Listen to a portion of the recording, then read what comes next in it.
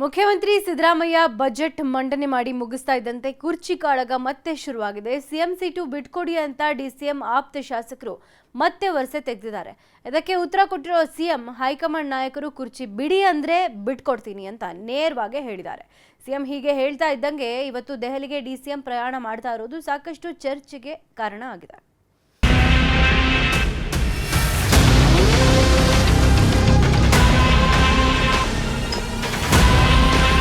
ವಿಶ್ವಾಸ ಇದೆ. ಹೈಕಮಾಂಡ್ ಅವರು ಅಂತಿಮವಾಗಿ ಹೈಕಮಾಂಡ್ ತೀರ್ಮಾನ ಮಾಡ್ತಾರೆ, ಅದಕ್ಕೆ ಬದ್ಧನಾಗಿದ್ದೀನಿ. ಸಿಎಂ ಬಜೆಟ್ ಮಂಡಿಸಿದ ಬೆನ್ನಲ್ಲೇ ಮುಖ್ಯಮಂತ್ರಿ ಕುರ್ಚಿ ಬದಲಾವಣೆಯ ಬಿರುಗಾಳಿನೂ ಕಾಂಗ್ರೆಸ್ ಒಳಗೆ ಶುರುವಾಗಿದೆ.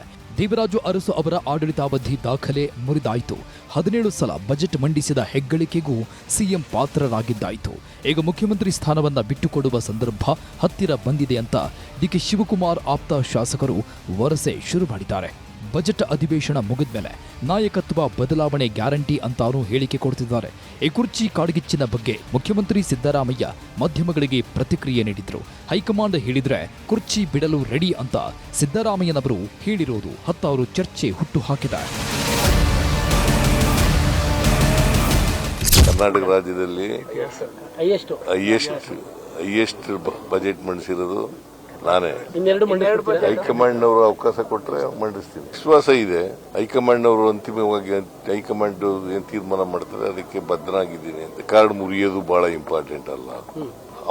ಜನಗಳು ಅವಕಾಶ ಕೊಟ್ಟರೆ ಮಂಡಿಸ್ತಕ್ಕಂಥ ಕೆಲಸ. ನಮ್ಗೆ ಯಾವಾಗಲೂ ವಿಶ್ವಾಸ ಇದ್ದೇ ಇರ್ತದೆ. ಹೈಕಮಾಂಡ್ ಮೇಲೆ ವಿಶ್ವಾಸ ಇಲ್ಲದೆ ಇನ್ಯಾರ ಮೇಲೆ ವಿಶ್ವಾಸ ಈಗ ಯಾಕಂದ್ರೆ ಮತ್ತೆ ಶುರು ಮಾಡಿದ್ದಾರೆ ಸರ್. ಬಜೆಟ್ ಆದ್ಮೇಲೆ ಬಿಡ್ತಾರಂತೆ, ಯುಗಾದಿ ಆದ್ಮೇಲೆ ಬಿಡ್ತಾರಂತೆ. ಅವ್ರು ಏನಾರ ಹೇಳ್ಕೊಳ್ಳಪ್ಪ. Ultimately high command has to take a decision. High command ಬಿಡು ಅಂತಂದ್ರೆ ಬಿಡ್ತೀನಿ, ಮುಂದುವರಿದಿ ಅಂತಂದ್ರೆ ಮುಂದುವರಿತೀನಿ. ಅಧಿಕಾರ ಹಂಚಿಕೆ ಗೊಂದಲ ಯಾವಾಗ ಬಗೆಹರಿಯುತ್ತೆ ಎಂಬ ಪ್ರಶ್ನೆಗೆ ಸಿಎಂ ಸಿದ್ದರಾಮಯ್ಯ ಉತ್ತರ ಕೊಟ್ಟರು. ಎಲ್ಲವೂ ಹೈಕಮಾಂಡ್ ನಿರ್ಧಾರ ಅಂತ ಮತ್ತೊಮ್ಮೆ ಸಿಎಂ ಸಿದ್ದರಾಮಯ್ಯ ಸ್ಪಷ್ಟನೆ ನೀಡಿದ್ರು.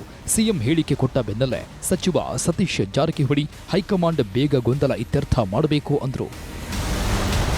ಅದಂತೂ ಇನ್ನೂ ಇತ್ಯರ್ಥ ಆಗಬೇಕಲ್ಲ, ಆಗೋರಿಗೆ ಕಾಯೋದು ಮಾಡಲೇಬೇಕಲ್ಲ. ಮತ್ತು ಎಲ್ಲಿವರೆಗೆ ಅದಕ್ಕೆ ಒಂದು ಇತಿಶ್ರೀ ಹಾಡಬೇಕು, ಫುಲ್ ಸ್ಟಾಪ್ ಆಗಬೇಕು. ಹೈಕಮಾಂಡ್ ಇತ್ಯರ್ಥ ಮಾಡಬೇಕು, ಆದಷ್ಟು ಬೇಗ ಇತಿಶ್ರೀ ಹಾಡಬೇಕು ಅಂತಿದ್ದಾರೆ ಸತೀಶ್ ಜಾರಕಿಹೊಳಿ. ಹೈಕಮಾಂಡ್ ಕುರ್ಚಿ ಬಿಡಿ ಅಂದ್ರೆ ಬಿಡ್ತೀನಿ ಅಂತ ಸಿದ್ದರಾಮಯ್ಯನವರು ಹೇಳಿದ್ದಾರೆ.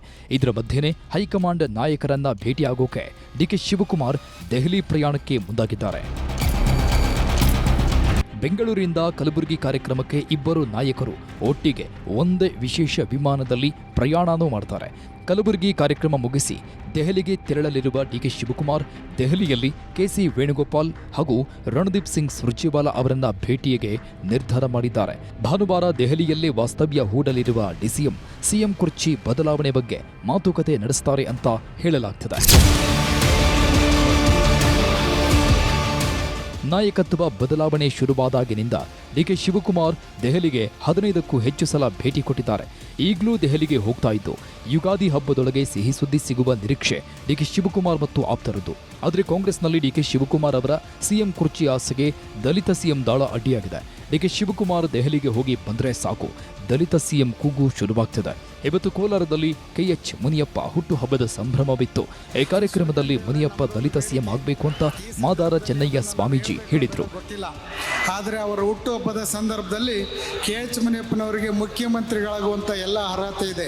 ಒಟ್ನಲ್ಲಿ ಮಾರ್ಚ್ 27ಕ್ಕೆ ಬಜೆಟ್ ಅಧಿವೇಶನ ಮುಗಿದ್ಮೇಲೆ ರಾಜ್ಯ ರಾಜಕೀಯದಲ್ಲಿ ಬದಲಾವಣೆಯ ಬಿರುಗಾಳಿ ಜೋರಾಗಿ ಅಪ್ಪಳಿಸಲಿದೆ.